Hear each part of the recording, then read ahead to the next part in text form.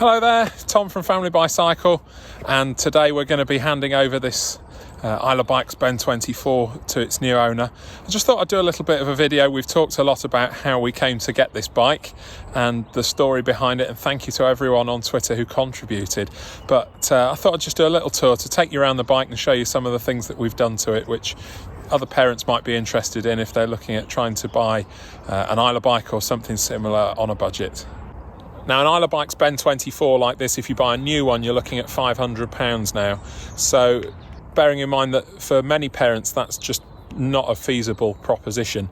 I thought I'd have a look at what we can get at the other end of the price range. This bike was built probably 10-12 years ago, and we paid £130 for it.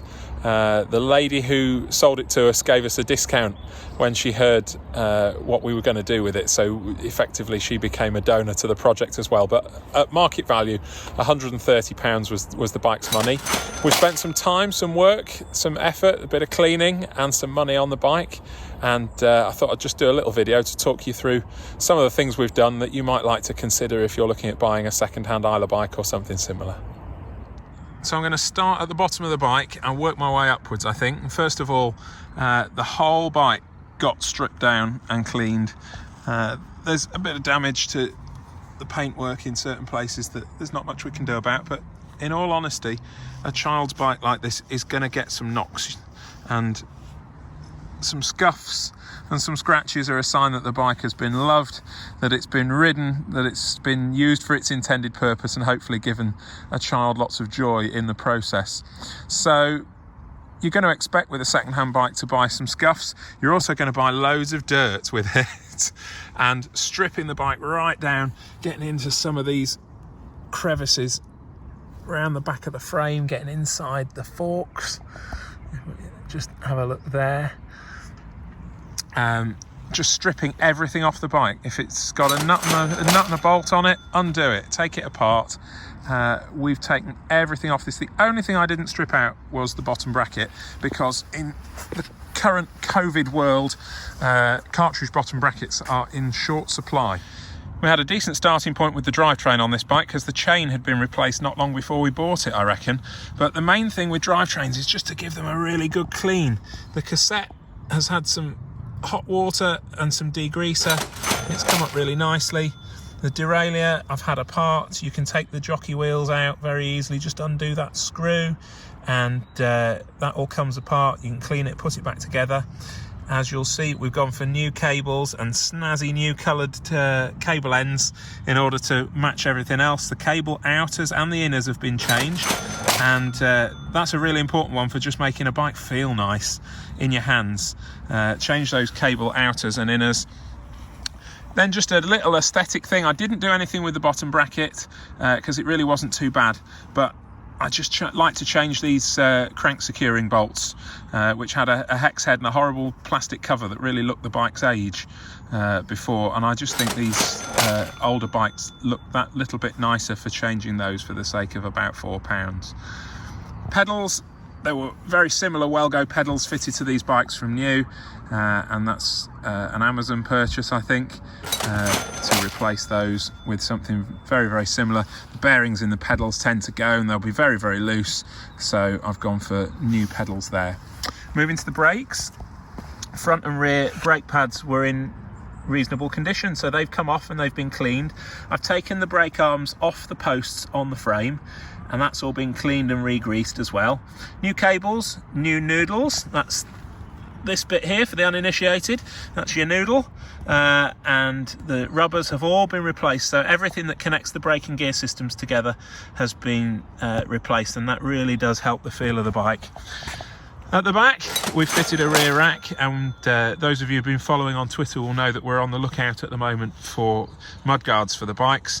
Islabikes, unfortunately, have stopped stocking the ones that fit this particular model, so we're on the lookout for something that will fit. Another thing I spent some time on were the hubs, and I ended up changing the bearings in both the front and the rear hubs, and I'm glad I did. The bearings that came out really didn't look that bad, but the wheels are spinning much more sweetly than they were before now, and that will last a long time. A really simple job to do, cheap to do, a bit messy with the lithium grease, but it's well worth doing, and the wheels do spin much more freely. There's a little bit of damage to the rear cone, just that little bit of noise coming from it when you spin the wheel, but overall I'm happy with that. Up on the handlebars, replace the grips. It's really important when you buy a second-hand bike, especially for a child, but for anyone really, that you've got grips that have got their end caps in. It's really a significant safety issue if you've not got the end caps in your bars. So these grips, I might in other circumstances have gone for the Ergon GP1s, which we really love, but they're about £32 a pair, and for less than £9 a pop, we managed to pick up these off Amazon, which will be really comfortable. There's a bit of extra support there for the rider's hand. Mine's far too big, of course, but this area here gives that little bit of extra support to the rider's hand, and we really like those. We've been really pleasantly surprised by those grips. We took a bit of a punt on them, and they've been good. We've also fitted a belt. Lots of us have got ping bells knocking around that have come off road bikes and things, so we fitted a new bell to the bike. And down here we also fitted a new bottle cage. The old one was starting to look a bit tatty, so we've gone again for a low budget Z-File, about £3 or £4 bottle cage, and we've managed to colour code that with the bike as well. At the moment the saddle's perfectly functional, not going to worry about those scuffs around there. That can always be swapped out as the need arises. But all in all, for the money we've spent, that bike's going to see a fair bit more service yet. We look forward to getting some mudguards for it, and fitting some lights. I'm looking to put a proper rear light on the rear rack.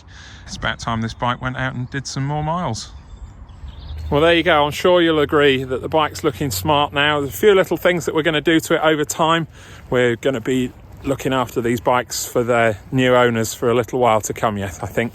So a few more tasks still to do. We'd like to get those lights, luggage and locks sorted. But if you aren't in the market for a £500 Isla bike, then there are definitely options out there. And there's a lot you can do with a used one in order to spruce it up, make it look smart, and have it ready and as good as new, really, in most regards, in terms of function, especially for another enthusiastic young rider. Now, of course, if you've enjoyed this video, please like and share it. We're going to be talking some more about the work we've done on this bike and others that we've spruced up over the years on the Family Bicycle podcast, so make sure that you're listening out for that one. And yeah, we'll see you in the next video. Take care.